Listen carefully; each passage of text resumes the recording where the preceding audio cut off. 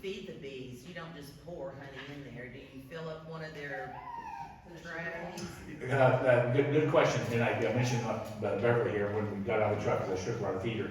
Yeah, there are little feeders, and they come in different sizes and colors and shapes. But you feed them sugar water, and to simulate the nectar, and it's a pretty stiff mix. It's one part sugar to one part water. I think hummingbird food is a little bit lighter than that. But one to one sugar water is generally the mix you would use.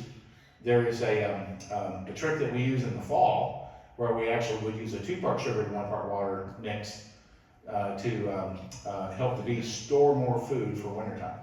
So and that's again a decision the beekeeper has to make. Do you feed them in the fall a lot of sugar, heavy syrup, and let them store it themselves, or do you put sugar food on top of them, and so that they have it available to them through the winter? And sometimes people do both, but I don't know that both are necessary. So you have the Pro Health too. yeah, there's supplements that you can add to your sugar syrup to help with enzymes and minerals and nutrients that they would normally get from nectar sources, right?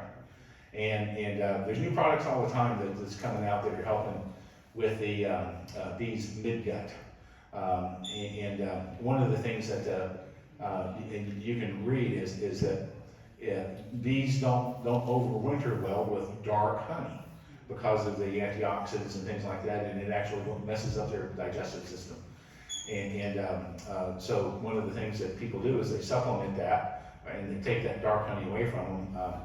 The dark honey, again, comes from a floral source that's making it dark. It's not about its age or anything like that. So, but it's about the floral source that's doing it. So one of the products we just got in that is a sugar patty that has natural pollen in it, but also has a prebiotic or probiotic, as is the way to put it, that helps the bees rebuild those gut enzymes to make a healthy digestive system. So, which is part of the disease problems that bees go through. So, the varroa mite, like we talked about earlier, the pest and diseases part of it, is still the number one enemy of the honeybees. And the varroa mite would be a tick about the size of your fist, stuck on you, and it eats the fat bodies of the bees. So the varroa mite itself doesn't kill the bees. It shortens their lives for sure, but it doesn't kill them. A bee might live a week less than with a varroa mite stuck to it versus one that doesn't. But what it does do is it vectors the bacteria and the viruses that have always been there. They exist in our world, and makes it introduces it to the host, the honeybee, more quickly than it would otherwise. So it's just like using dirty hypodermic needles, and they're passing it from bee to bee, and they're moving it because bees are social. They'll pass it from hive to hive, and there's diseases out there that only affect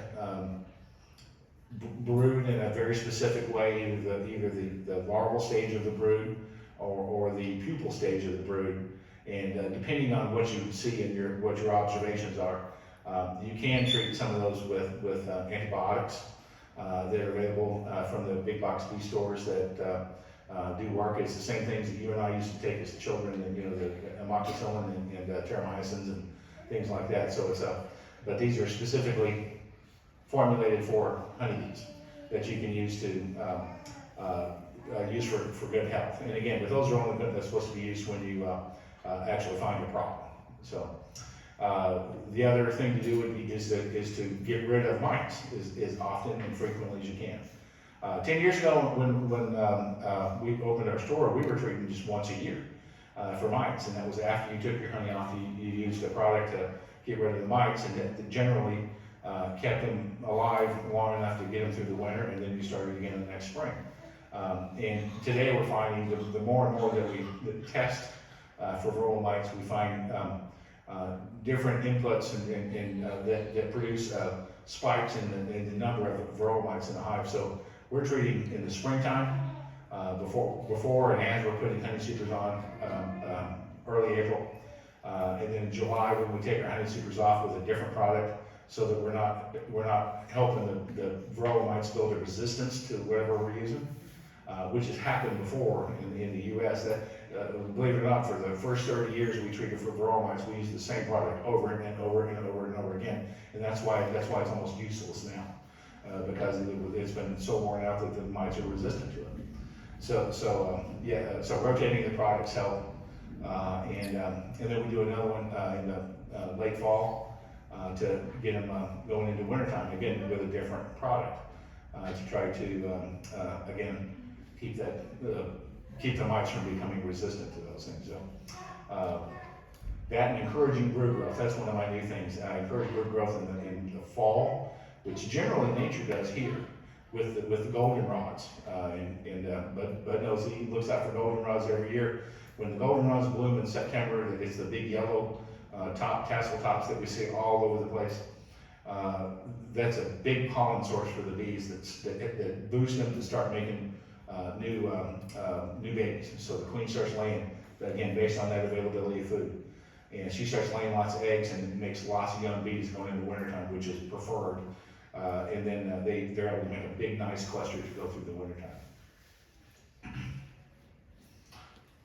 Any other questions real quick? Well, I'm gonna look at my notes real quick to make sure I've covered everything. That's when you do the 2-to-1 food? In the fall, yeah, in the fall. So getting started in these, it's not too late if you've got that itch going on right now. It's not too late to get started in bees. You can still buy bees. You have plenty of time to get whatever education that you think you want that you feel comfortable with.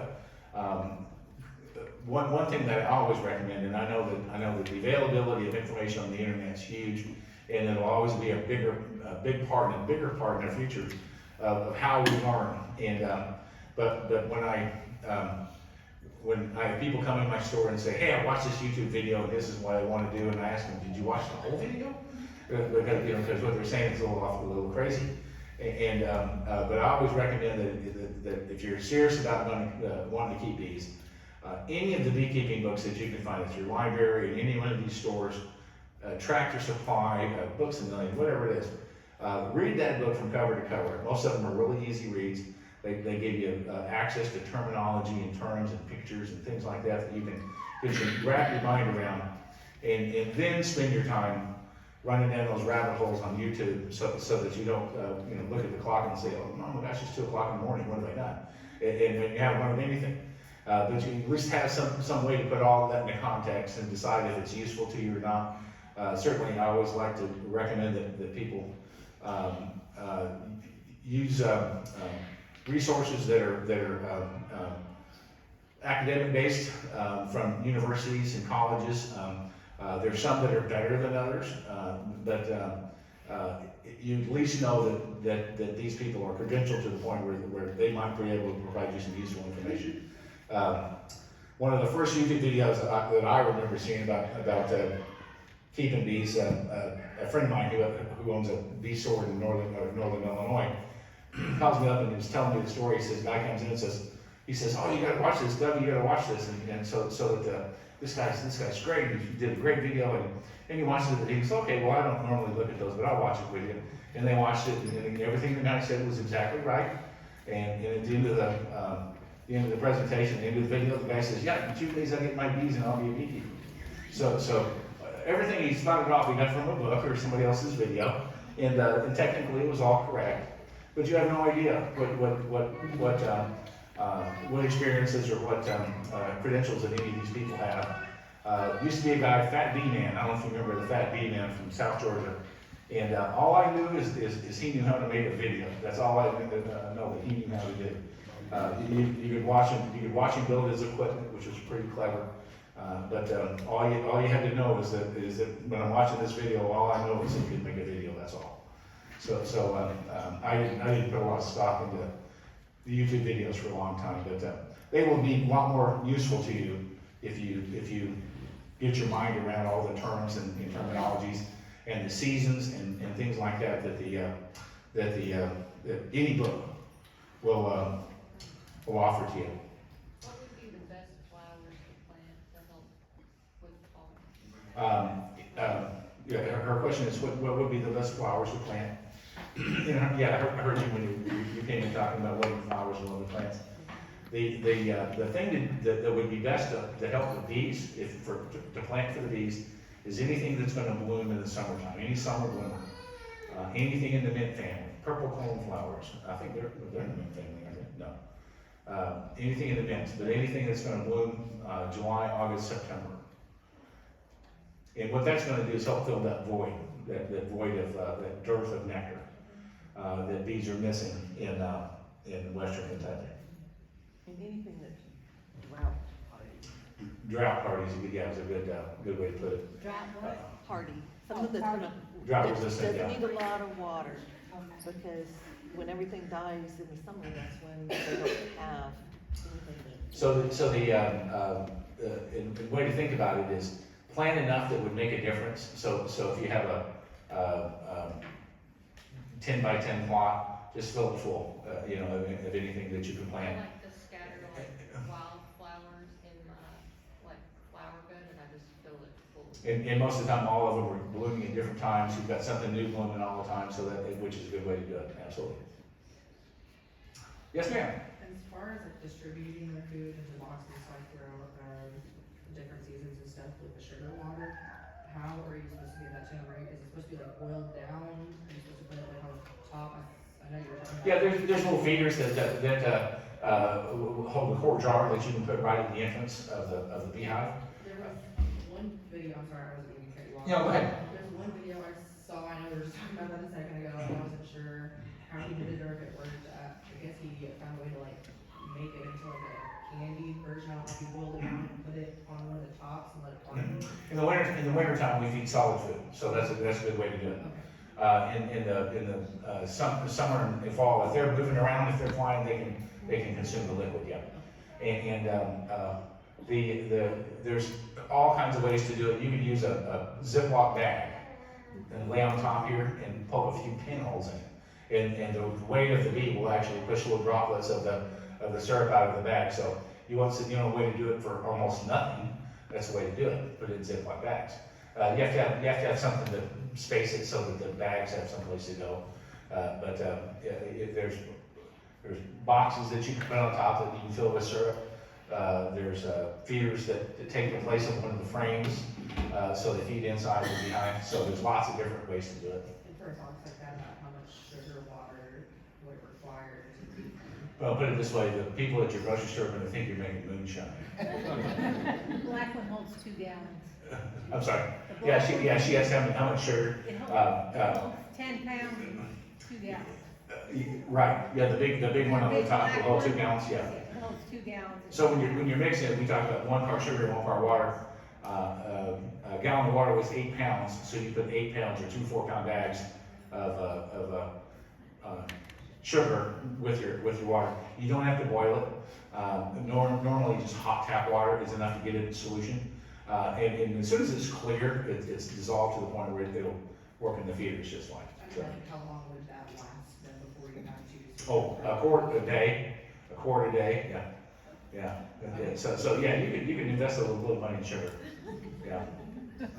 Something to explore is, again, we feed a liquid syrup, and from time to time we'll have just straight sucrose syrup.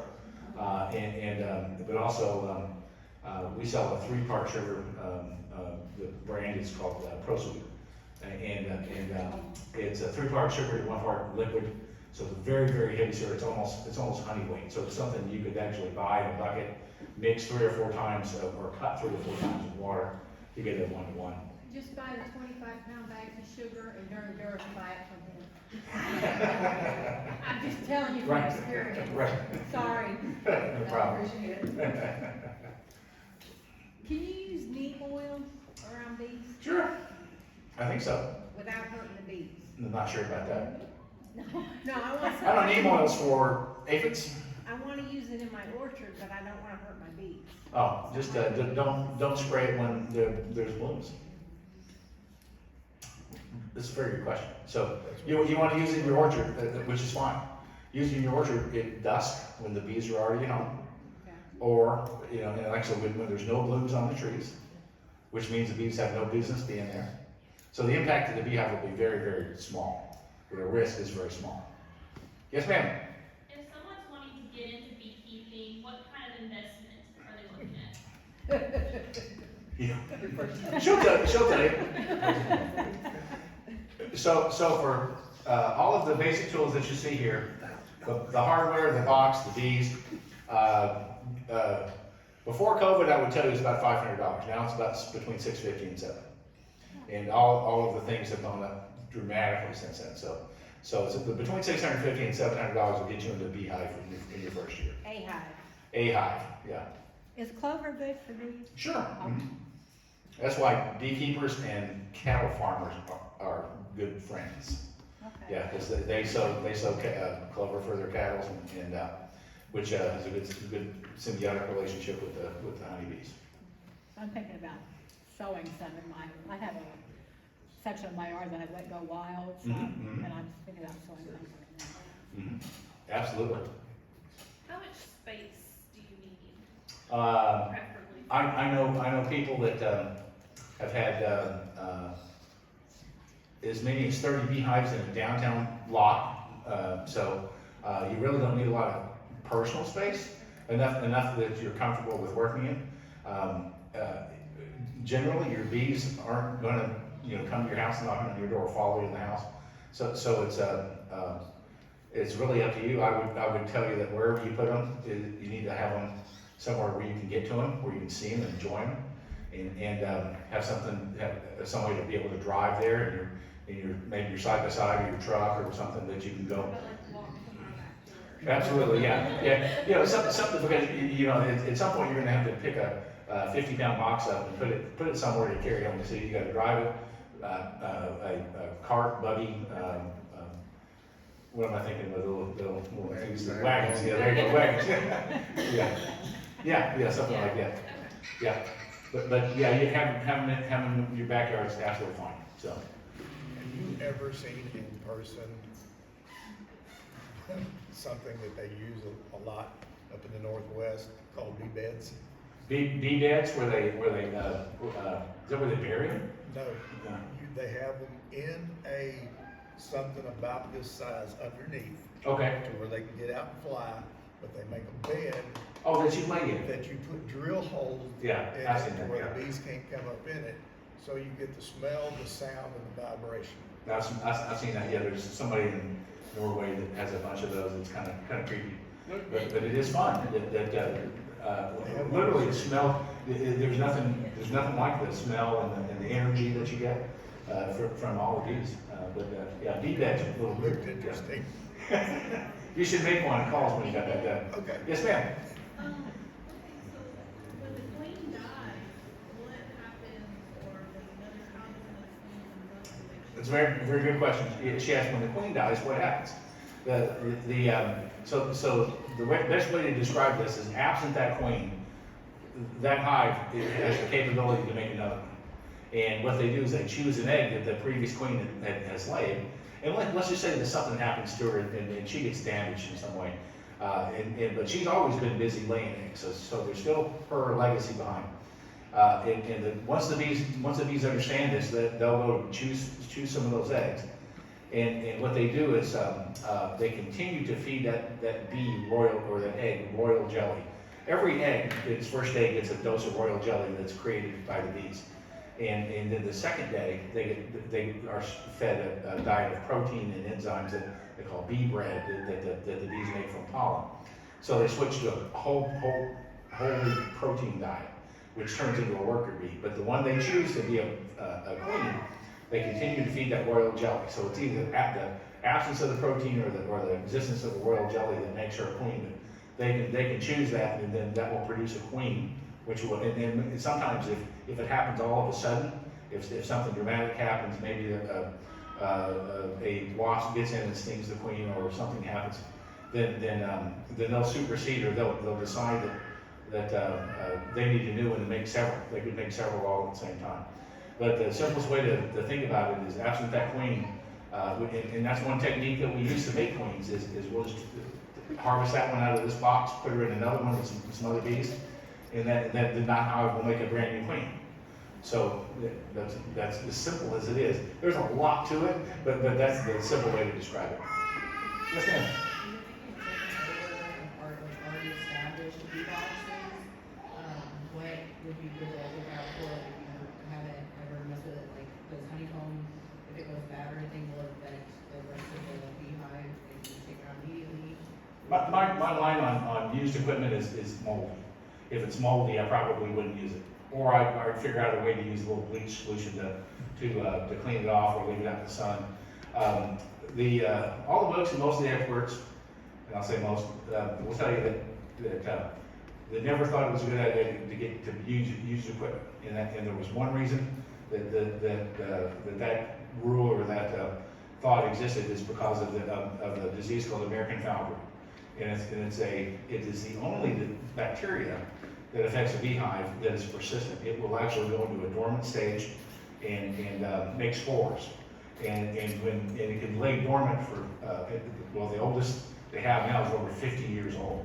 And as soon as they put a new host in it, those spores become reactivated and will reinfect those bees. I mean, ones that are like already, like, there's bees living in it, Right. and they're taking it over, is there something like? Yeah, as long as they're healthy, I would make sure that there's no disease or anything like that you're bringing over. But for used equipment, yeah, they tell you to stay away from that unless, and again, my take on that is if you know somebody that's doing that, and things seem to be pretty nice and well kept, and I don't know that there's a big trouble.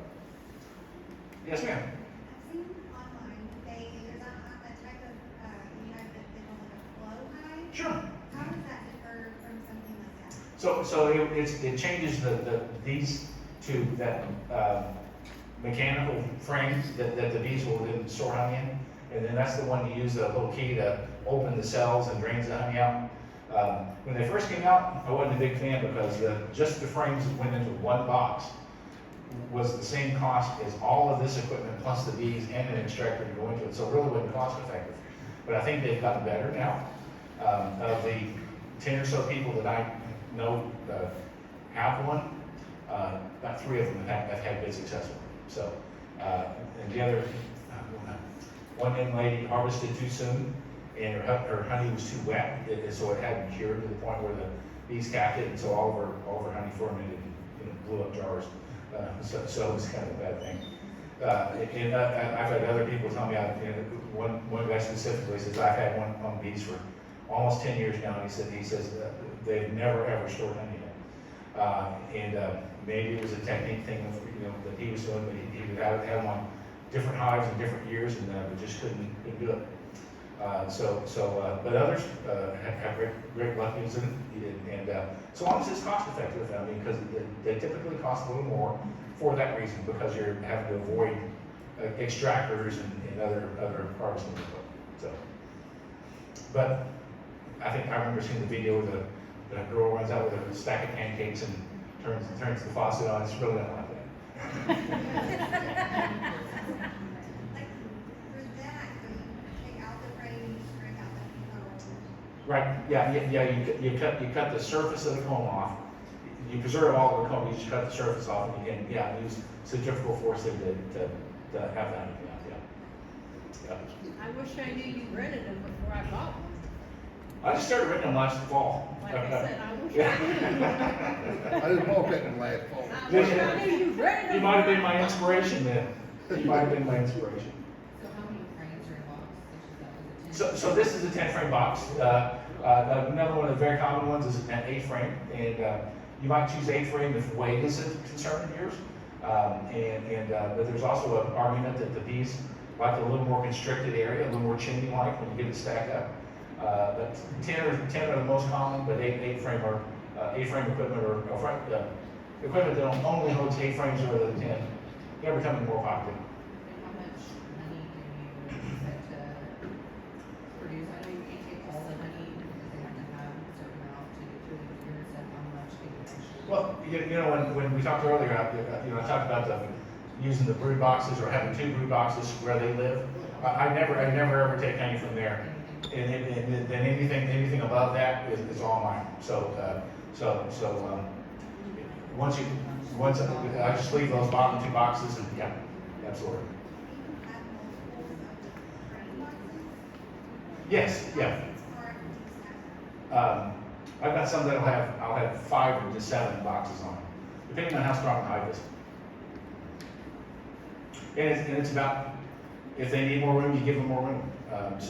The honey super that's in your garage is not gonna get full of honey, while it's in your garage, so that's why I use them all, put them all out there, yeah.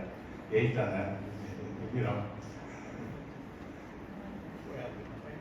It's about 6 o'clock, I think we were running for an hour. Is there any other questions that we have?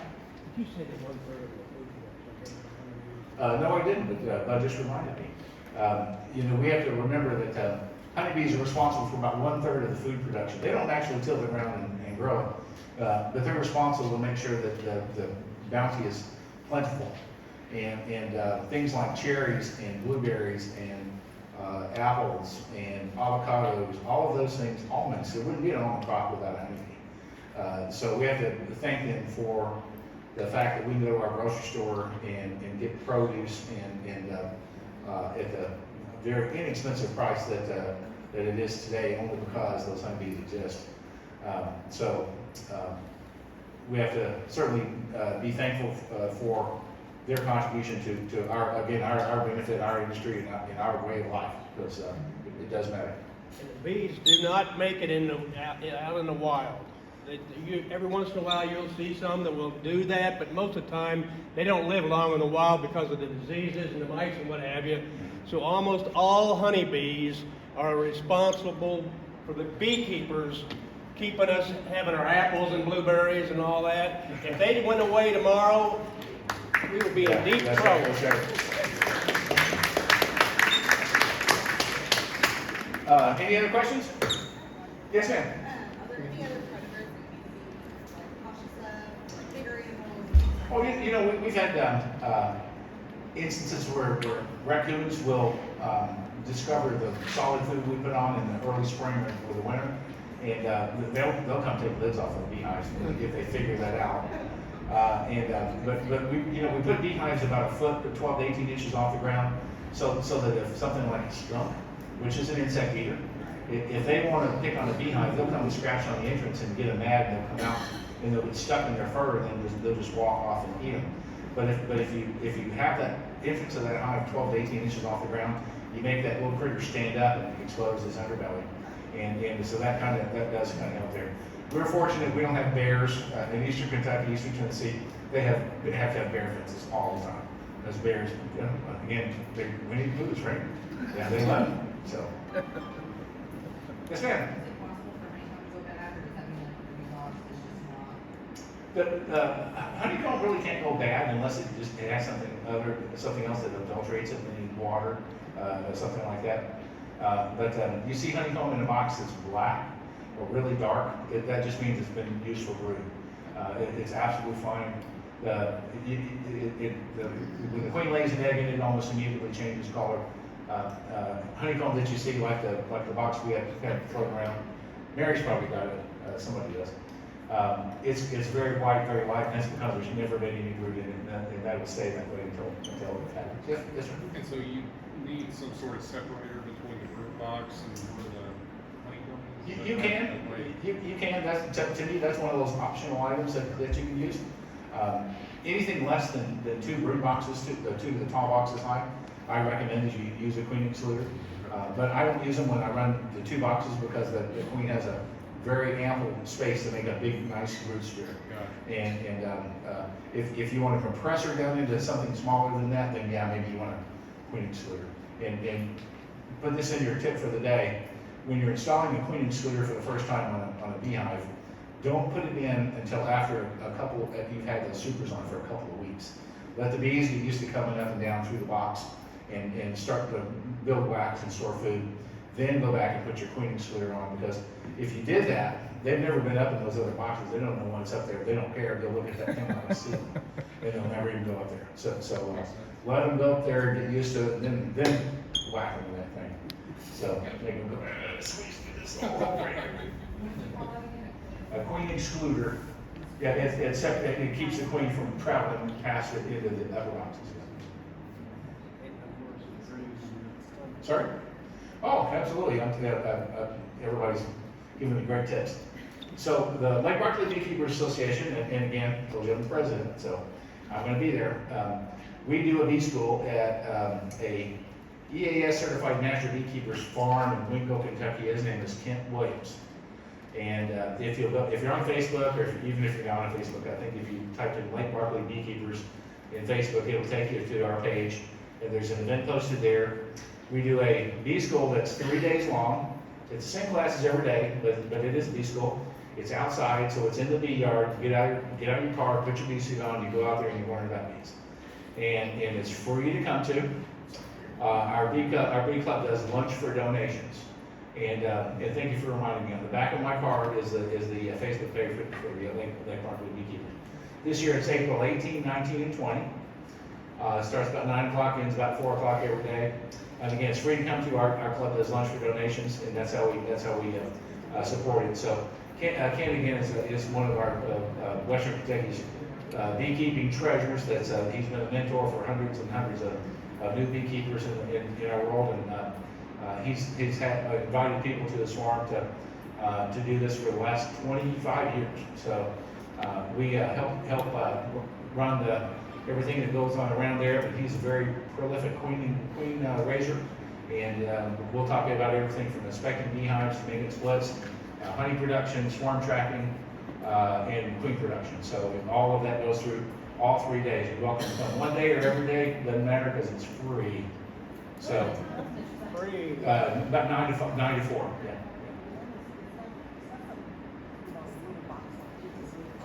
Oh yeah, she said it's not just a little box lunch. We actually feed people food. So yeah, it's worth coming. Not a lunch bowl? It's not. Yeah, Some great people. but not fish. Did you hear that? There's a revolt going on because they're not having fish on Friday. Great people So- who are willing to take you by the hand. This year I'm gonna learn to find that queen. That is mine. You come on, I'll go out there with you. We'll find one. I can find her if she's marked, but if she ain't marked, I can't find her, so I can't catch her. I'll show you some tricks.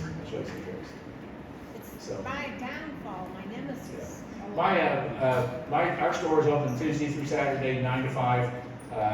You've got my phone number. Happy to talk with you over the phone if you have any other questions, or you're welcome to come by the store and touch all the equipment and talk about these.